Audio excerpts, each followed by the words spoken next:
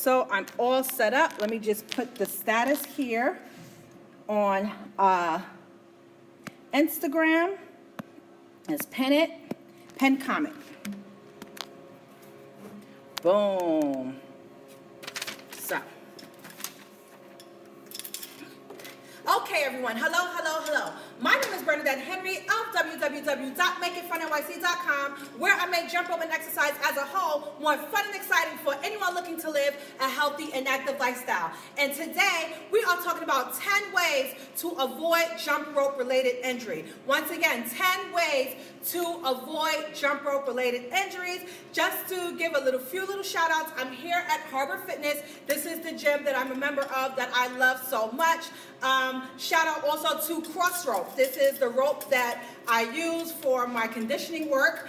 And shout out to the Socks Box. They supply me with these wonderful socks. I love socks that speak when you can't. So, shout out to my sponsors. I love you guys. Thank you so much. So, once again, I am Bernadette Henry of MakeItFunNYC.com, where I make jump rope and exercise as a whole more fun and exciting for anyone looking to live a healthy and active lifestyle. If you're watching this on Facebook Live, please be sure to share this out with your followers so that they can understand the awesome benefits of jumping and how to do it correctly. So, jump rope is an amazing, phenomenal exercise. But the only problem comes when people are jumping incorrectly. Before you do any kind of exercise, any kind of program, any kind of whatever you're doing, you want to make sure that you're doing things right.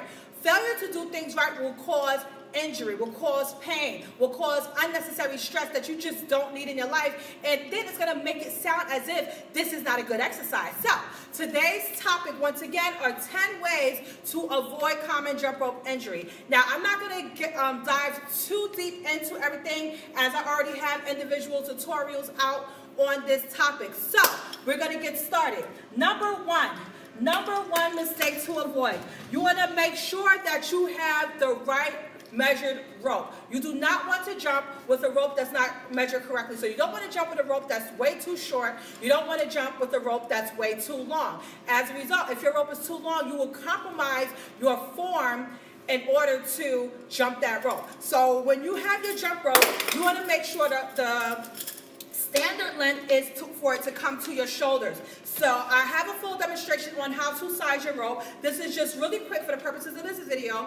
You put the rope under one foot, you hold it with one hand, handle should come to your armpit. If you're just beginning, you should have it slightly over your shoulders. If you are comfortable, to your armpit, and if you are an expert in just like speeders and blunders, to your chest level. So if you jump with the rope that's too long, you're going to compromise your form by sticking out your arms to compensate for the length, okay? Number two, you only want to jump high enough to clear the rope. You do not want to exert too much energy in jumping a rope. So this is a demonstration. When you're jumping, only high enough to clear the rope. You should not be doing that. You're going to waste too much energy, and how are you going to get a good and effective workout? So number two, you only want to jump high enough to clear the rope, okay? Number three, you want to make sure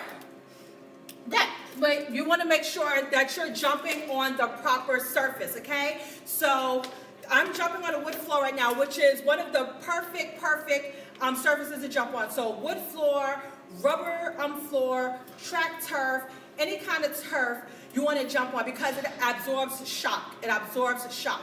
So you don't want to jump on surfaces such as concrete because they don't absorb shock, and you can harm your knees, okay? So, number four, you don't want to jump too much too soon. You want to master the basics. So a lot of times, you may sit there and watch one of my jump rope videos and say, oh my gosh, I'm going to go to the gym, I'm going to do that tomorrow, and without having the proper form or the proper basics, you're going to try to do too much, and you're going to hurt yourself, and then you're going to hate jump rope, and then you're going to say, what is wrong with this lady, okay?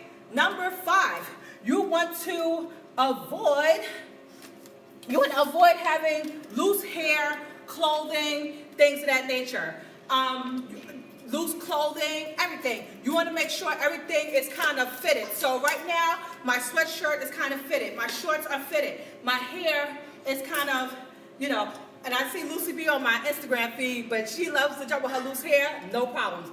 but you want to make sure that you don't have any distractions in your way and that you're able to move freely. If your clothes are too baggy, they may get caught up in the rope. If your clothes are too tight, you're not going to have freedom to move. So you want to make sure that you have enough room to actually move, okay? Number 7, you do not want to make large circles with your arms. So when you're jumping, you don't want to do this because you have the capability to hurt your shoulders. You don't want to jump like this, okay? When you're jumping, you just want to keep your arms to your side, right here. So you're not doing that. You're going to hurt your shoulder, okay? Number 8. You don't want to jump on surfaces that is not clear of debris. So if you're jumping, say for instance, maybe you go to a beach, you don't want to have sand all over the place. You don't want to have rocks. You don't want to have glass all over the place. You want to make sure that it's clear. Because imagine if you're jumping and a rock pops in your eye or it pops in someone else's eye. You don't want that to happen, okay? Number 9. You do not want to jump in a crowded space. Now, when you're jumping, even if you're taking a jump rope class, you want to make sure you have this amount of room. You want to make sure you have this amount of room. Now, if you're just doing a basic conditioning class, now if you're doing tricks and things of that nature, you may want to have like maybe one person here. Then you may want to step over 5 times and have the next person over there. So you want to make sure that there's room between you and the next person so that you don't hit yourself or someone else, okay? Number 10, you don't want to attempt to do extreme tricks before you master the basics.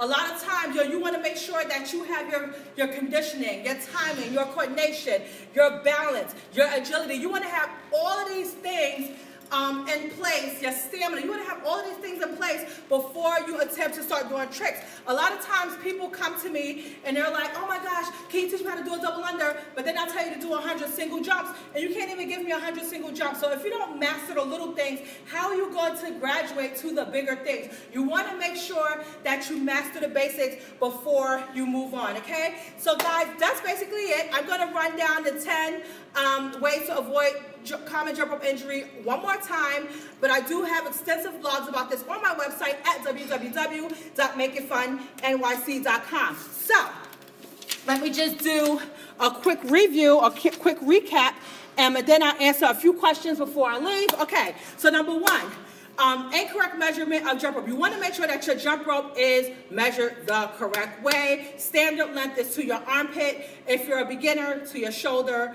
You're used to it, to your armpit. If you like speed and double unders, to your chest level. Number 2, you want to jump on a proper surface.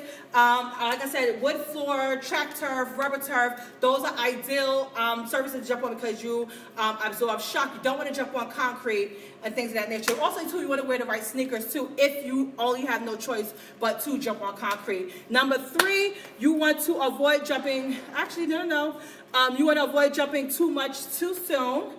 What did I do? Oh, jump high enough to clear the rope. That's the one. No, I didn't forget that. Jump high enough to clear the rope. You want to make sure that you're not putting too much pressure on your legs and your knees. All you need is this. The rope, you see how thin this rope is? This rope is very thin, and that's only as high as you need to jump. You're not jumping over a box or some kind of surface. So only jump high enough to clear the rope. Number 4, don't do too much too soon. Master the basics before you try to attempt extreme tricks. You want to avoid loose clothes, jewelry, hair, accessories, loose clothing, tight clothing. Avoid those things. You don't want to grip the handle, and this is one I actually forgot in the original. You don't want to grip the handles too loosely. You kind of want to have like a firm grip on the handle. You don't want to choke the handle or else you're going to hurt your triceps and you're not going to be able to last that long. You don't want it too loose because you don't want to slip it out your hand. You just want to have it just in between. You don't want to make large circles with your arms. You don't want to make large circles. You just want to keep your arms here. Use your wrist.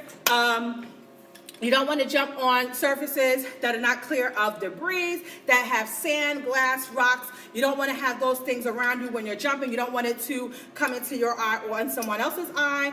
You don't want to jump in a crowded space. If you're taking a jump rope class, make sure you have this much room and this much room between you and the next person. Or if you're doing tricks and things of that nature, you want to have even more space. Number 10, you don't want to attempt extreme tricks before mastering the basics. So I would say that you should start worrying about tricks when you can do at least 200 jumps straight. Then that means that your conditioning, your timing, your balance, all that stuff is in place before you want to say, oh, okay, let me see if I can do double unders, but you can't do 10 straight jumps. Okay, you guys? So that's what I have for you today. I literally have to get out of here and move my car before I get a ticket. So thank you so much for joining. If you're watching me on Facebook Live at MakeItFunNYC.com, be sure to leave your comments, and I will definitely answer every single question that you have. Thank you so much for watching on Instagram. Let me see. Shout out to Lucy B that's watching from Sweden. Thank you so much.